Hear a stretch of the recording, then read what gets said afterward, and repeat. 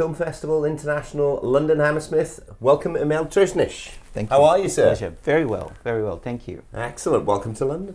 Thank you. It's my first time here in London. Yeah, fantastic. Have you managed to see any of the sites yet? Not at all. I've been very much enjoying watching all the films, but I'm planning on, when I can, to squeeze in a little bit of sightseeing as well. Fantastic, fantastic. Well, you brought this fantastic project to us, the Singfest, the Literary of Music. And your tagline is unlocking the potential within. Mm-hmm. That's very intriguing. So tell us a little bit about that.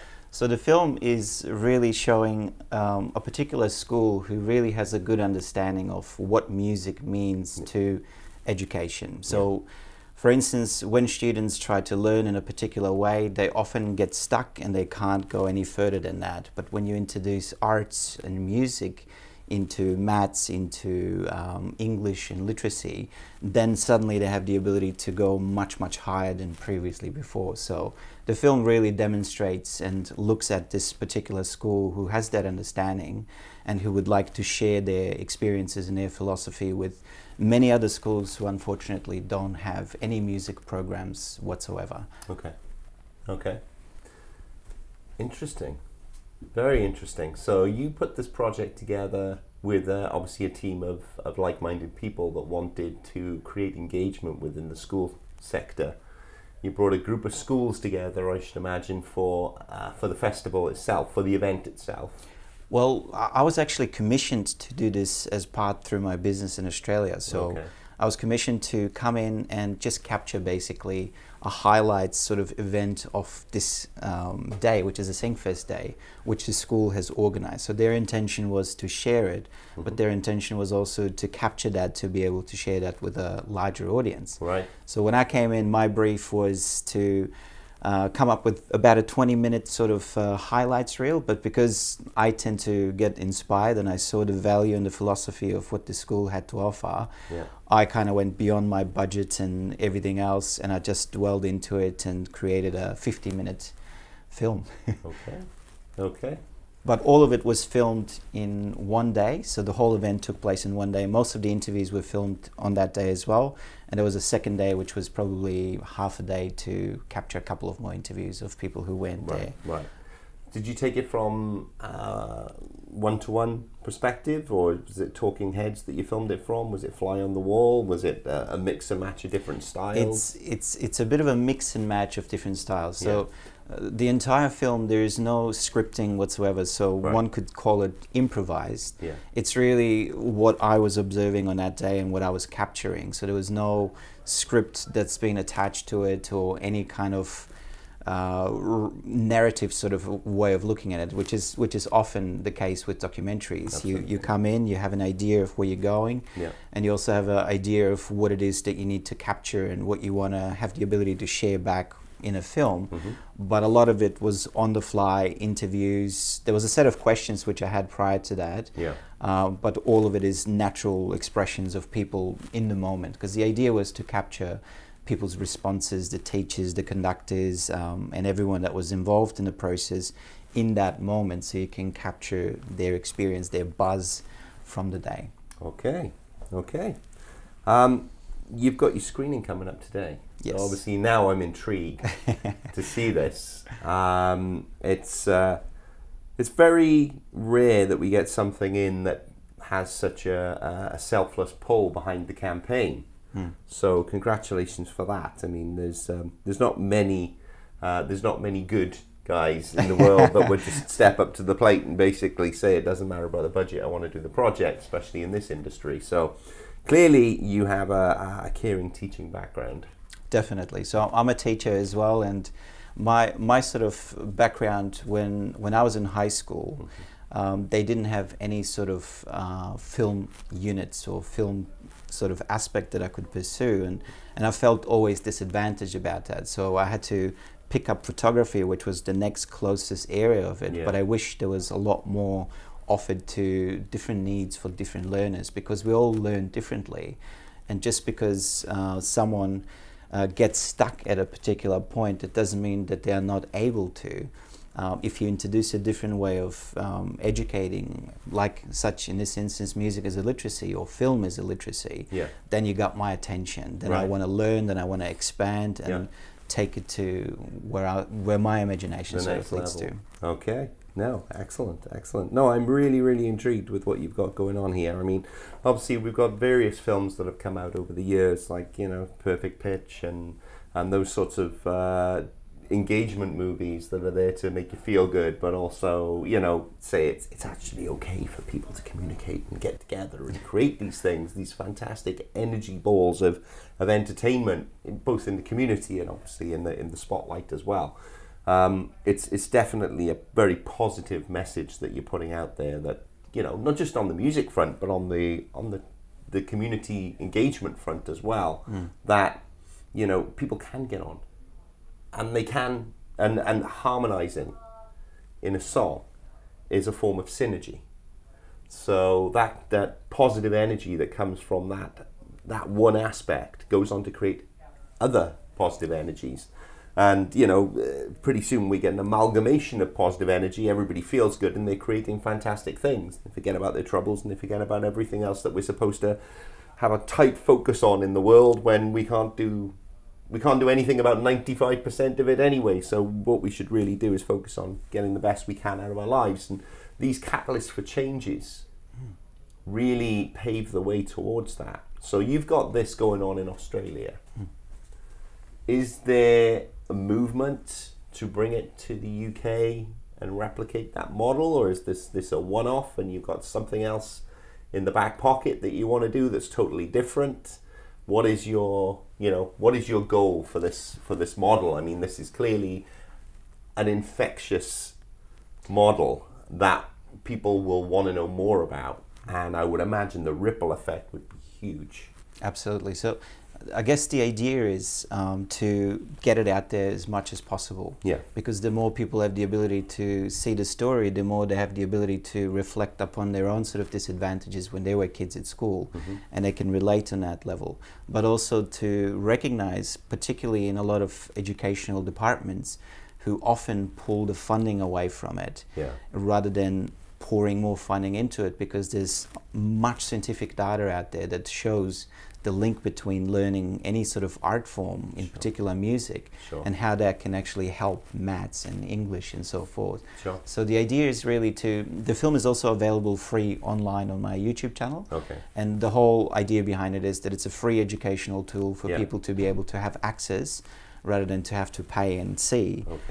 So they can have access to it, they can share it and use it as a form to really hopefully inspire a lot of teachers out there to knock on their principals' doors and say, we need more investment into music. This is an engagement concept. Let's embed it into the way we teach. Yeah, that's great. I can see maths teachers all over the world bursting into song, doing the arithmetic. There is this maths teacher somewhere in the States who uses in his classroom hip hop to rap all these equations for students to remember, and they love him. He's their favorite teacher, and usually it's the PE or. I'm not surprised. Do you know what I mean? Yeah. So it's just another way of, you know, introducing a different way of seeing things and applying it, and magical results can come from that. And I think this school in particular, Emerson School, is a really good place who really fully embedded that understanding of music, and their program is just expanding and growing, because it is also a special needs school with children of mild intellectual disabilities, and for them that even adds a whole new layer when it comes down to learning. Absolutely. Hence why unlocking the potential within. Absolutely, yeah. I mean, look, we have many a character in the teaching arena that start off with incredible intentions of changing the world, and then the curriculum kind of gets under their skin, and then the work ethic gets under their skin, and then the work weight gets under their skin, and they just become part of the system. Absolutely. This is something different. This rests nicely on the outside of things. It's got a well-being aspect to it. It's got an inclusion aspect to it. It's got an engagement aspect to it, the social engagement aspect to it, and obviously it's taken from the voluntary sector side of organising it. So it's a selfless aspect as well. Are you looking for support for this project? Absolutely. If we can distribute it as far as we can go, absolutely. Because to me that just means the message will be louder and clearer. Absolutely. And hopefully that will have one way or another some kind of a positive impact for people to look at it differently, rather than completely dismiss it like educational departments often have been. Well, I think social impact and corporate responsibility is something that's on everybody's minds right now. So if anybody's watching this and they think, ooh, that will fit in our community, or maybe even our country, this is the man to speak to. This is where it all begins. So, award ceremony's coming up. Yeah, awards evening. Exciting. You got a few nominations? I do, yes. One is for Best Cinematography in a Documentary Film, and the other one is Best Sound Design. Fantastic. Absolutely fantastic. Yes, very, very exciting. And this is your first festival? This is actually the fourth one for this particular film. So it's been at the Liftoff that got into the finalist top three. Yeah. It won the Award of Merit at the IndieFest Film Festival, and also won Best Documentary at the Kolkata International Film Festival. So it's been traveling a little bit. So it's had some international flavors already. Very nice, very nice. And did you go in tandem with the film? Did they stump up the plane ticket and the accommodation and whatnot, so you could attend and represent? I took care of all of that myself through my own business. Okay. Because I often, because one thing I always wanted to do as a filmmaker is to give an area where there's goodness happening, and when I say goodness, someone with the right intention, wanting to really make a difference and seeing things in a different way, selfless way. I always wanted to be the filmmaker to be able to create films and stories like that give people like that the platform to shine. And so when it comes down to this area, I pretty much financed the whole trip to come down to London myself, because I can cover that through the business and stuff. But that was sort of my addition to helping the film get out there into the world. Yeah, nice. That's great. I mean, it's you filmed it, you edited it. The subject matter is something obviously close to you, and now you're promoting it. Absolutely. This definitely needs to get some form of distribution. So, if anybody picks this up, this is the man to get in touch with. And if you can't get hold of Amel, then by all means get in touch with the festival, and we'll pass your inquiries forward. Good luck with the awards ceremony. Thank you very much. I appreciate it. Thank you so much for coming in. Pleasure. It's been Make sure you see a little bit of London before you go. Will do. I'll try to squeeze that in. There's a little to-do list. Exactly. I hope I can squeeze it in. Or come back again, because it's fantastic. Thank you very much for coming in. Enjoy the rest of the festival. Thank you very much. Pleasure.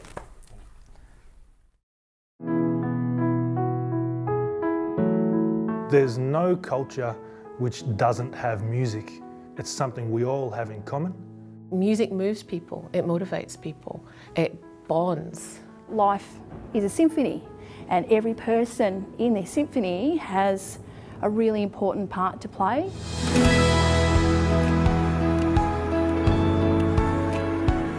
It's been documented clearly in all sorts of areas that music helps in so many ways. Teaching maths, science, cooking, automotive, you need it all. The education system doesn't really understand how much learning music can help all those subjects as well. There are so many different types of literacies we need to be thinking about, and it is through the literacy of music that you develop the fuller potential and the fuller person of the young child with the smiling eyes. We all know that music helps in so many ways, but it's always a question of money, and it's always a question of convincing the powers that be that this is the case and that they should put more money into music programs in schools. But the advantages are quite clearly defined and obvious, really.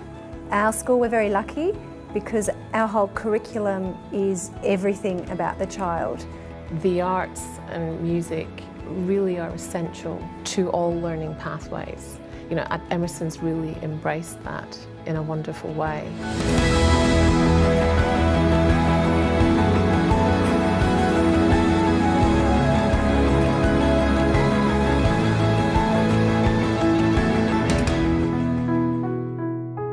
There's been a quantum leap in music at this school in all aspects of the musical arts, and we actually want to share it with everybody.